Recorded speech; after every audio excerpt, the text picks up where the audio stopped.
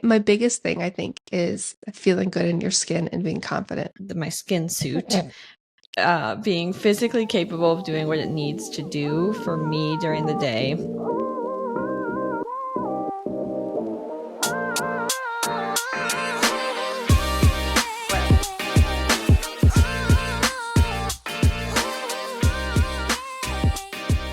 Good morning. Good morning. Happy Tuesday, Kaylee and the Turkey Tots. All right. We are awake. We're ready to go in true form of being authentic to talking about physical workouts. I went for a run this morning and I didn't have time to wash my hair, so we're doing a headband. Hey, at least you went for a run. That's awesome. Yeah, what if I didn't? How lame would it be to talk about our physical health routines and me be over here sleeping in? It's like of all days, Kaylee, we must get up. Well, I have not worked out yet today. I am playing pickleball here in a little bit, but I'm showing up as my true authentic self today. So I'm excited to dive into this physical wellness and what it means to us podcast as we dive into our semi-selfish summer. Did I miss a word? I missed a word. You got it. Oh, okay. You nailed it. Our semi-selfish summer series. Part 1, physical health. I guess we'll just jam right in there. But what is it? What does physical health mean to you? It's just such a trigger topic for people, I feel like. Just like we talked about last week with wellness, and everyone's like, health and wellness, blah, blah, blah, blah, blah. Oh, don't just say words. So, sorry. I feel like physical health, the initial thing that came to mind was a picture of an idealistic version of me in the best shape possible. And then I was like someone you would see at the gym who's like really in shape. You're like, oh wow, she's got her physical fitness down. And I do, as I was reflecting, I do feel like that's a part of the pie, like a piece of the pie, but I don't feel like it encompasses everything. So I just rattled off a few. Well, my biggest thing, I think, is feeling good in your skin and being confident. As we have talked about last week, wellness is a journey, and you may not be at your your peak physical. I like physical. Yeah, status. Just lump them together. At least if you're having energy, you're not crashing mid-afternoon, you're comfortable in your clothes, you're in no physical pain, you are moving your body and you're feeling good and you're on a journey of like physical well-being. I think that's kind of, at least at this point in my life, what physical wellness means to me. I was thinking about how my definition will probably change as I get older, because I was thinking at first when I was trying to ponder what physical fitness and wellness and health and the physical means. And I say to myself, people who are going to the doctor more regularly or having lab works done. Lab works? Jesus. We're having a morning with our words. Having lab work done would probably talk about physical health being certain metrics or their A1C level or, all of those kinds of things. Or if you're someone that's in remission from cancer, you're going to talk about, being in remission is health. So anyway, I guess I'm saying that as with everything in my life, I have a hard time making a definitive statement with a definite definition. But for me at this juncture in what I'm doing in my life, I decided to define it as my biological body, my skin suit, being physically capable of doing what it needs to do for me during the day. So I kind of touched on just my hormone cycling properly since I'm premenopausal. Hopefully we're not peri yet. Feeling good in my skin, big thing for me was knowing that I can exert myself without fear of injury. Ooh, that's a good one. I like that. Yeah, just when I can put my body under stress and I know that it can tolerate it. And then I kind of broke it down into 3 categories. So how I feel, like I just said, not being in pain, feeling strong, feeling sturdy, which I think is kind of a weird word, but it's sort of a thing. You just, you feel planted. And even I have moments where I go to the store when we get those big 5-gallon jugs of water to refill our little water machine. It just feels good to sling that into the cart or pick up the big thing of bottled waters and throw them over my shoulder, or like snatch a sack of charcoal. Like, right. And not feel like your back's going to go out on you, or, you know, you're feeling like balanced, like sturdy. I think sturdy is a good word, even though it feels weird. I think it's a good way to put it. Yeah. I know I'm not a piece of furniture, but just the control, I think that's a big thing, and being in my body. And that was a big thing. Okay, I'm getting on a side tangent, but that was a big thing I think I learned from you when we were in high school, because you were into dancing. And so you just had a lot of awareness of what your body did and how to move your muscles. And I just was plopping willy-nilly around in my life. Anyway, it is interesting. Like control of your body. But to your point, that's, you kind of mentioned that in the beginning, just being able to move how you want, like being in control of your body. And feeling confident and knowing how to do that. I said that being able to tolerate difficult situations, so like muscular stress or cardiovascular stress, especially here, this heat stress, being able to do stuff or do a project outside without overheating and feeling as though I'm going to perish. And then the last sort of category I just said was what I put in my body then to fuel it, to make those things happen. Yes. I touch on that later, as far as the fueling, because I do feel like that's a huge part of this. Because you can work out all day long and still eat boo-boo, and some people won't feel it right away, but they will down the road. Or some people still have ailments and things, and they're wondering, why? I'm working out every day, I'm going to the gym, blah, blah, blah, blah, blah.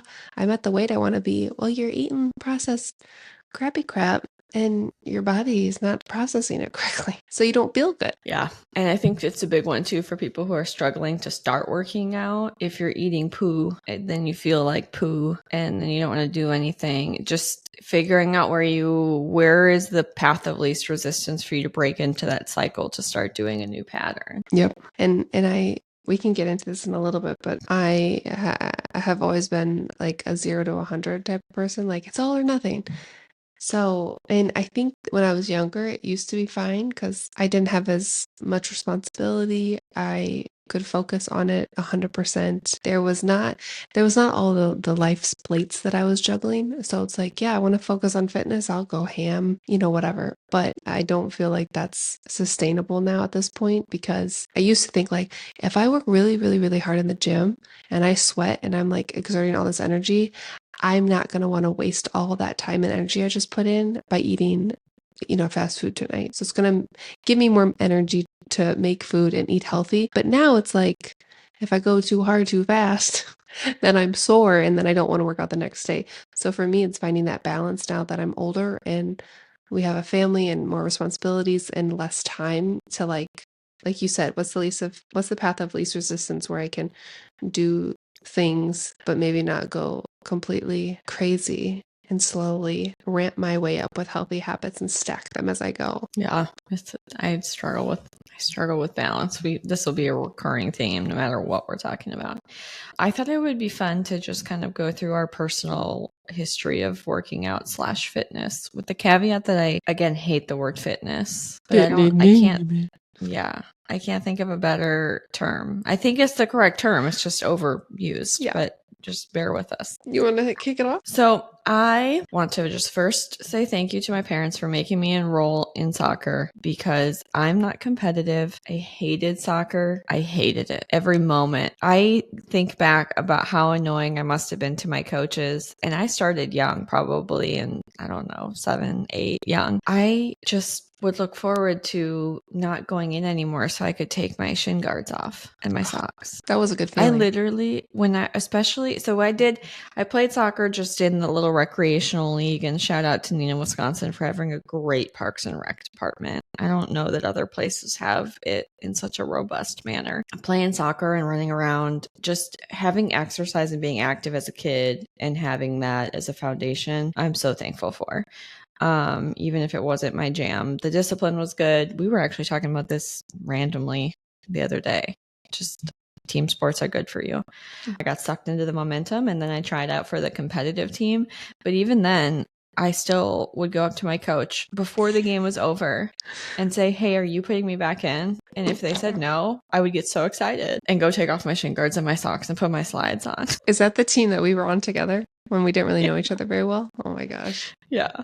I just, fuck this. Anyway, but it was good for me, and I hate running, but it gave me a decent start. The biggest thank you I have of my whole life, though, is track. And running track and field freshman and sophomore year of high school, because they put us in the weight room. Mm. And I don't think I would have gotten, I don't know if I would have fallen in love with weightlifting if it weren't for that. Maybe I would have gotten there eventually, but it was such an insightful thing. And I don't even know that they were really paying that much attention to it, but to have girls who were about to hit puberty really comfortable and confident and work on strength training, I feel like was ahead of the times that we were in school. So we were lucky that our high school had that option, but I'm glad I got taught by a coach how to do proper squats and free weights and deadlifts and all of the maneuvers that, you know, people maybe aren't comfortable with, and you can get hurt and pull stuff if you're doing it incorrectly. But I got addicted to feeling healthy, and I got an appreciation for working out and how my body feels. The most in shape I've probably ever been, because they were making us stretch and we were doing mobility exercises. We were weight training twice a week, and then we were obviously running. And I think that's when I really got hooked on the whole process. And I'm glad I didn't have to be awkward and weird and trying to figure out how to lift weights for the first time in a public gym with everybody. I got to do it around a bunch of people that I was friends with and coaches that I trusted in my high school gym. So that was nice. that was a real big deal for me.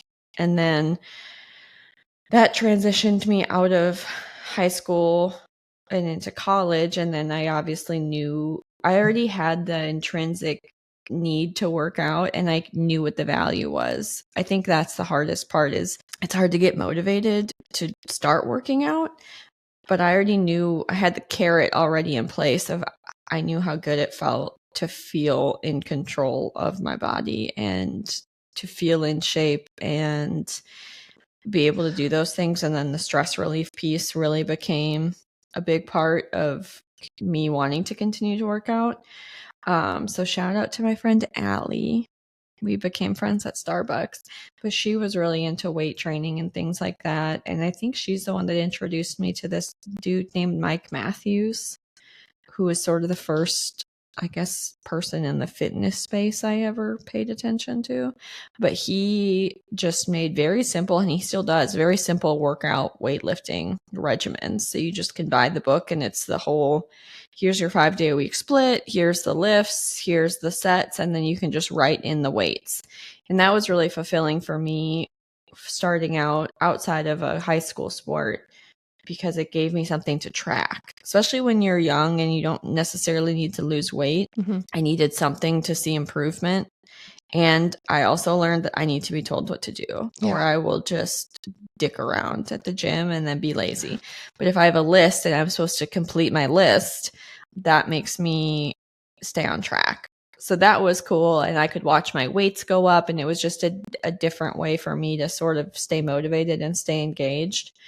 And then, I don't know, I sort of just hung out in that world for a long time, working out in the gym. And then all of the gyms closed. Actually, before that, I tried out CrossFit for a while, which I loved. It was so fun. I could see you doing that for sure. It was so fun. But then all the gyms closed, and I quit going to CrossFit. And now it's expensive. So it's not very accessible. I can't. Yeah. Be paying all that money every week, but it was a neat concept, and I would honestly like to go back someday if I have more free space in my budget to prioritize it. But this is getting long. During that time frame, we ended up buying a home gym, weight rack, squat rack, that whole shebang for our house in our garage shed, for lack of a better word. And I've since gotten a row machine. So anyway, all of that is to say, I've started doing my workouts at home, and in that time, I discovered, what's it called?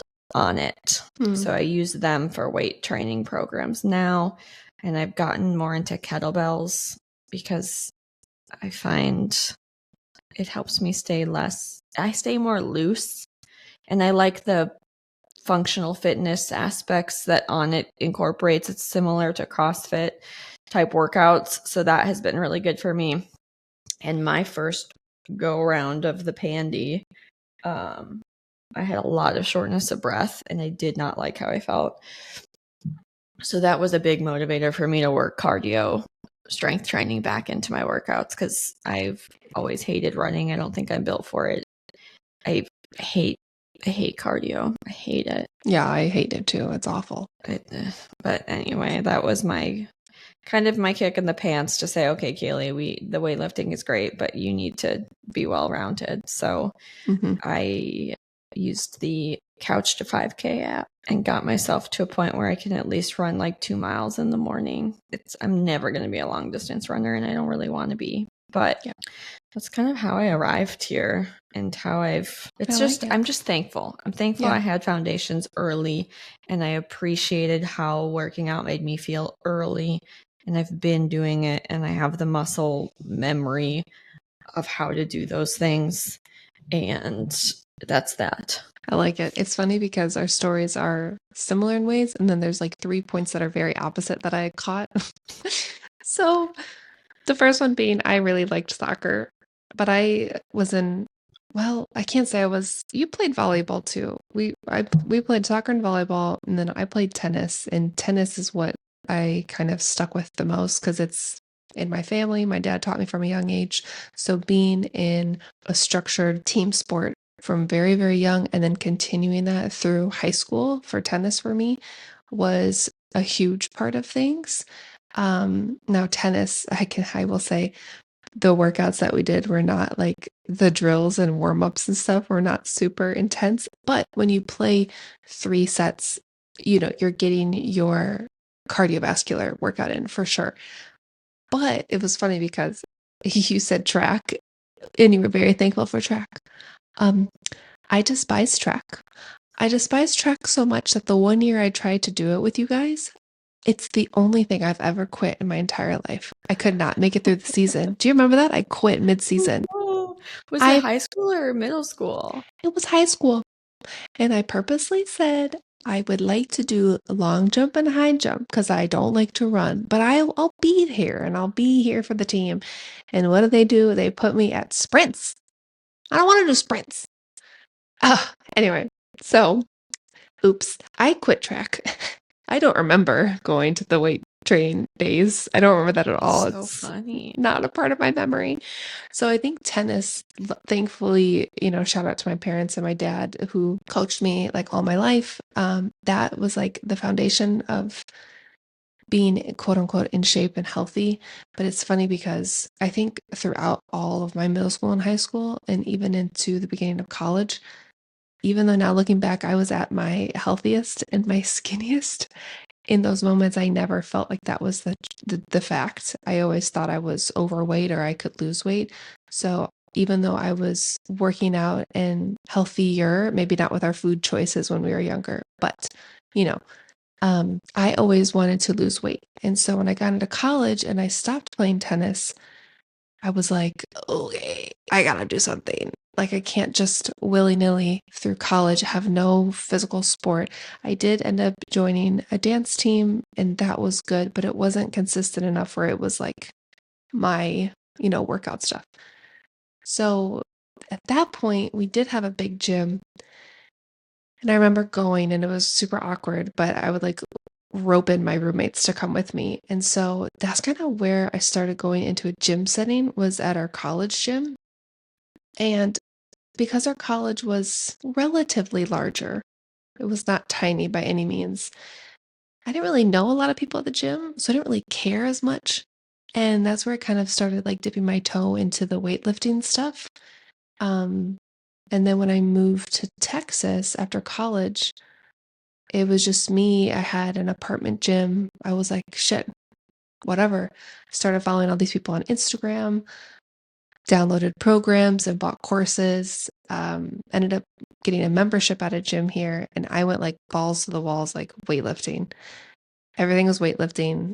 It was not only a good like stress reliever and a healthy way to work out for me, but it also felt very empowering, which is what I needed at the time.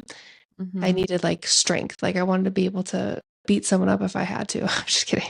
I still wouldn't have probably been able to do that, but I was closer to being able to do that. I did some kickboxing classes, which was super fun. It was all about like, I need to find my strength and my power. And like, I want to feel like I can kick somebody's ass, even if I physically may not be able to. So that's where it took me. And it's funny because the other thing you said that was opposite is I did buy courses and programs, and I really enjoyed those. But also when Audra came down and moved in and we were going to the gym together, that was one of the most fun times because we would just go, no plan, and just like be creative as fuck. Like, we're going to do this crazy set, superset it with this crazy thing, and then we're going to jump on this and then do this, and we're doing it 5 times, then we're going to go over here. We would spend like hours in the gym. And it was really fun because I got to do it with my cousin, who's like my best friend. And it was fun. It was very creative for us. It wasn't like a program. So that kind of like got me comfortable with weight training and being in the gym. And that was not really a problem for me after college. Being married, and we moved and didn't have access to a great gym. So we also, right before the you know what, we actually decided to do a home gym just because we wanted to. And it was actually perfect timing because we were able to utilize it when all the gyms shut down. And so me and Kenny were like super ham, balls to the walls. We hired a trainer who came to the house like twice, was it twice a week? We were like all in it. And then I don't know what happened. Work stress got to us. You had an injury too. Oh yeah. I fucked my back up. Yeah. Right before I turned 30, I fucked my back up. And that was kind of a pinnacle moment for me because I was like, ooh, I'm about to turn 30, and I had my first real injury and I couldn't fix it. I couldn't fix it at all. Like, it took forever. And that's when I found chiropractic services. And that is the one thing that saved me. So shout out. Thank you. But yeah, that kind of slowed me down. And then we moved and we got married and then we got pregnant. And I was all on this momentum train throughout my whole life. And then all of a sudden 3 big things happened. And then I just had no energy when I was pregnant.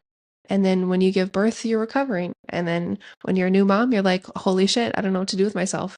So, and now that I say it out loud, my trajectory was pretty good all up until about a year ago, maybe a year and a half ago, when just things started piling on. So now I don't have the luxury to do all that and spend as much time in the gym, which is why I have to refocus on small steps, eating healthy, just moving my body. Maybe that's not a run, but maybe it's just going for a walk and sitting in the sauna, so that's kind of where I'm at. I think that makes total sense. I thought I actually hadn't heard all of how you got into weightlifting, so that was fun. That was all new information to me. Oh, wow. There you go. What have I kind of I thought it would be good to just kind of go through. Obviously, we can talk about what we're having a hard time maintaining, but I also thought it was good practice to give ourselves kind of a shout out to what we have been doing well and making a point to do, be nice to ourselves. So anyway, for if it helps or if it matters, or if you're trying to find a way to be more healthy or work in more healthy habits, these are the things that have worked for me, I guess, is where I'm coming from. Not to be braggy Magoo. I think something I'm good at is being consistent. And I attribute a lot of that to what we just talked about, of having the discipline already in place from a young age and having the experience in knowing that I feel better when I work out. So when I don't, quote unquote, feel like it, I know that the reward and how I'll feel after, I'm very aware of how that feels. And I've had very short periods in my life where I've not worked out because I was having weird gallbladder issues and, things like that. And I know how it feels to feel tired and sickly and just poopish. So I've got a solid carrot stick effect in place for myself, I guess. But the way that I sort of keep myself consistent is keeping the blocks of time available for working out, even if I decrease the intensity. So we've talked about this before, but I consistently try to work out in the morning before I start work because I've got to burn off some energy before I sit and kind of take on people's stuff all day. And it's just a good way for me, I think, to start the day. It sort of clears my head, gives me a clean slate. But not every morning do I wake up just balls to the wall and ready to go. And so the mornings that I do, I try to take advantage of that and go for a run. And I still try to make myself go for a run 2 to 3 times a week without negotiation. But if I'm feeling bad or I'm feeling tired or I'm in my PMS phase of my cycle, I might swap out a run for a run walk or just a walk or doing yoga in the morning. But no matter what, I'm still trying to force myself to keep that block of time for some type of activity and make myself continue to get out of bed a little bit early. So to me, that's been a good way to keep the discipline of something working out, but still giving myself some room to be kind and listen to my body, but not let her go full schlub because the bitch will if I let her. And then, like I said, the On It workouts have been really great for me. And just a quick plug on them. You buy a program, it's videos. So you follow along with the videos. Each video has 3 levels. So, an easy, a medium, and a hard. And you download them to your phone and they're yours. And I think it's a 12-week program. So 6 weeks you do one set of workouts and the next 6 you do the other set. They tell you what order to go in, but there's a warm-up video and there's a cool-down video, which you stack with the weightlifting videos. And it's for a total of about 45 minutes, I think. And then there's always a 45 to 60-minute yoga video that comes with it. And the way that they lay it out is to do, the lifting workouts and then the yoga and then a day that you just do the warm up and cool down together. Anyway, it's really neat. And it's extremely accessible because you could do their body weight program and not need any equipment. I've been on the kettlebell kick for a while. And even that's really accessible because you could go out and buy one kettlebell and that's all you need. So I think that's been really helpful for me too. It's a good way for me to mix it up. It's telling me what to do. I can follow along. I'm learning new movements. I just put a little video on my phone and I mute it because I don't need to listen to them talk anymore. But there's the timers for the whatever it's called, routines. Makes sense. And yeah. And I can still play music in the background or listen to something. And then obviously yoga with Adrienne. She was our tip of the week last week on Just the Tip. But that has been a great way for me to keep some type of stretching and mobility practice involved as well. So I've done those 3 pieces, running, the strength training, and then mobility with yoga, just to sort of hit 3 areas and not get too focused on one thing too much. And again, the Couch to 5K was so helpful for me because it literally beeps and tells you to run and then walk. And even though the pace that they think you're going to improve is insane, I was on week 6 for 500,000 weeks. It was still a good thing in the morning. I can just get up and start it and I just do what it says. It tells you when you're halfway. So then I start heading back to the house. And for me, taking as many decisions out of the game is how I win. Because if I can make a decision, I'll make the lazy piece of shit decision. Oh, that makes sense. I like that. I think the biggest thing for me, I don't really have many toot my horn moments at this exact moment. I have plenty in my life, so it's not like woe is me, but I'm just like not in the place where I want to be right now. we have been making more homemade meals, which I think is a good win because the fuel, we haven't even really had a chance to touch on that yet, but maybe that, I don't know. I don't know if we'll get there, but that's another huge aspect of all this. So that's been better. For me, I think what I need to learn is because there's not a guarantee that I'll have 45 minutes at a time uninterrupted. Now, can I find 45 minutes in my day? Definitely. I just have to work at it. But for me, when I get into something, it's like, I'm going to go work out. I'm going to go do this. If my son's down for a nap and he wakes up, I have to stop and get him. If if we're out in the garage together and I'm weightlifting and he's out there with me and he's just like not having it anymore and starts freaking out and throwing a tantrum, I've got to stop and we got to go inside and like reset. And for me, that's hard because not only was it hard to start, it's frustrating to not be able to finish. And then some days I'm just like, you know what? It's easier if we just like sit here and I meal prep for the week, or we just hang out and I find excuses of like, well, this is more important. But like in the big scheme of things, it's all important. So I have to find again that balance. It's just like, ugh, this is so frustrating. I keep getting interrupted. I don't feel like I'm getting a good workout. I should just not do it. Like I have better things to do, which is my mindset that I have to start to work on. Even if we do get halfway through, at least I've done something and maybe I can come back to it later in the day when he's feeling better or not as crampy. I have to be more flexible with where I am in life. And that's hard for me because it would be nice to just do it and get it over with. So the one thing that is helpful is that I'm now in a pickleball league, which is so funny to say out loud. But that's like a set day every night. And Kenny and I've discussed that. And that's the time that he's going to take Caden. And then I can go and do that uninterrupted. My brain can shut off and just have fun and play pickleball and have a good workout. It's the other moments that I have to figure out when I have to be flexible with our son, whether Kenny's home or he's not home. I just have to figure out a way to do something, even if it's not exactly what I want it to look like. Yeah. Yeah. And you guys have a hard schedule and long commutes and different times of things. So that makes it hard too. Yeah. But like you said, the making food at home is a big win. Baby steps. So yes. I forgot to touch on that too, but same thing with making food at home. I think it's so easy to get so in the weeds about what to eat and meal plans, and I don't know. I feel like everybody is peddling something online these days, and it's overwhelming.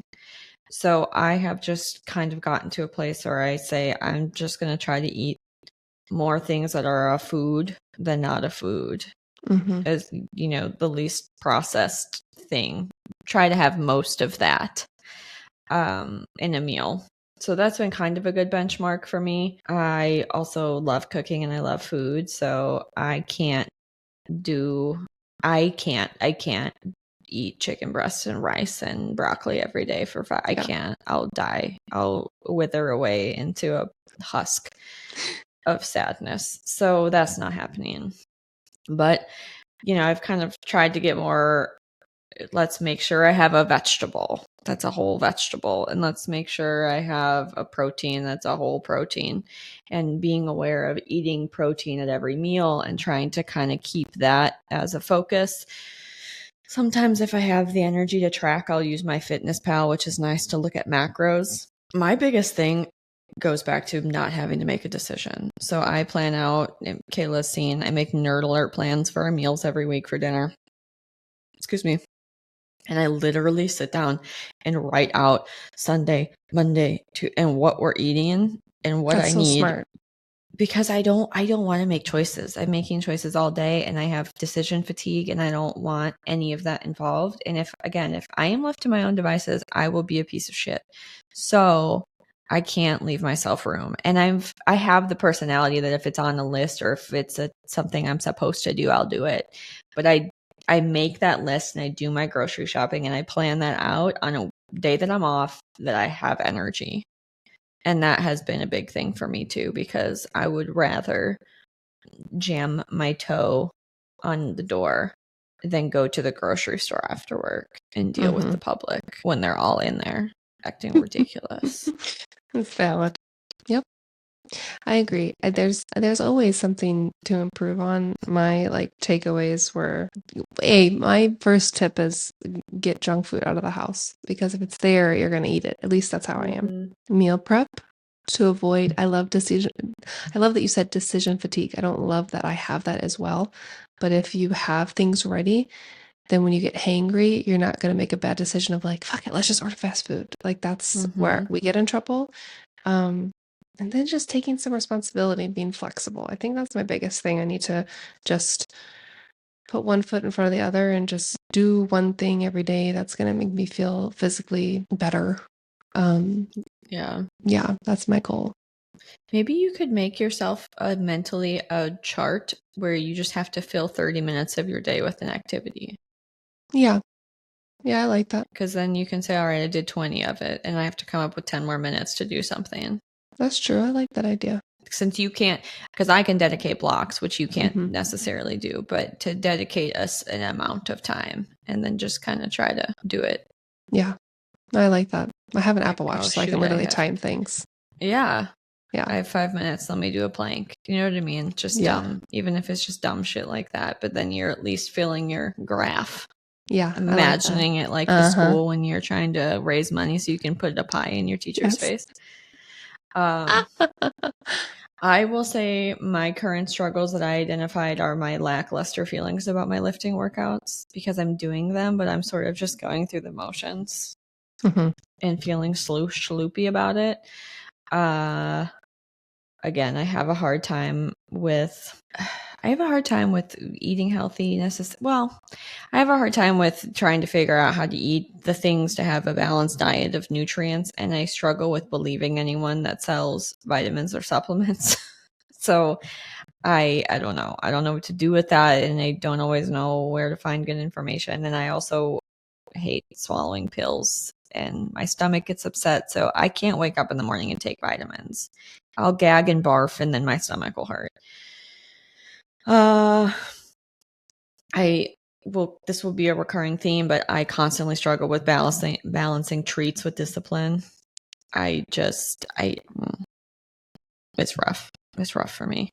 So I made my actionable goal this week to do 3 weightlifting workouts with music because I keep listening to an audiobook that I like, but it does not have the same sort of amp effect. So I started yesterday and put on some very offensive music very loudly in my shed and probably freaked out my neighbors. And I had such a better workout. So good. I just need to makes a be difference. Disciplined. Yes. Yeah. Just add some little zing or pizzazz. Eventually I'll go buy one of the newer On It workouts because I've been doing this kettlebell routine for a while. And I like that I can now do most of the top intensity ones, but I'm bored, so I just gotta do a little zing. But that's my to-do, my actionable item I can accomplish.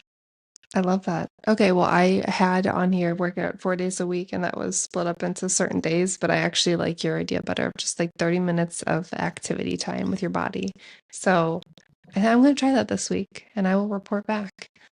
And I will hopefully have each day of my 30-minute graph checked off and filled. So, yeah, I like that idea. It feels more manageable. Yeah. Because 30 minutes doesn't feel like a long time. Yeah. And I'm competitive. So I'm like, ooh, Yeah. Did I win today? Yeah. My whole thing is I've got to be told what to do because I won't do it. I think yours could just be competing against yourself. Yeah. Or someone in the comments says, you won't do it. I bet you won't do it. You're not going to do it, you fat piece of shit. Do you want me to comment for you? Not quite so because I know. No, I dare you in the comments. Say something. And then I will do it. Oh, God. You should just put a "you don't know me" sticky note somewhere, like in your office and in your room. Oh, my God. Last but not least, as we wrap up this week's on Just the Tip, I want to just put in a plug for the Huberman Lab podcast because I just got done saying that I don't trust anyone or anything and I don't understand how to get information, but he is a professor at Stanford. He's an ophthalmologist, which is the fancy eye physician.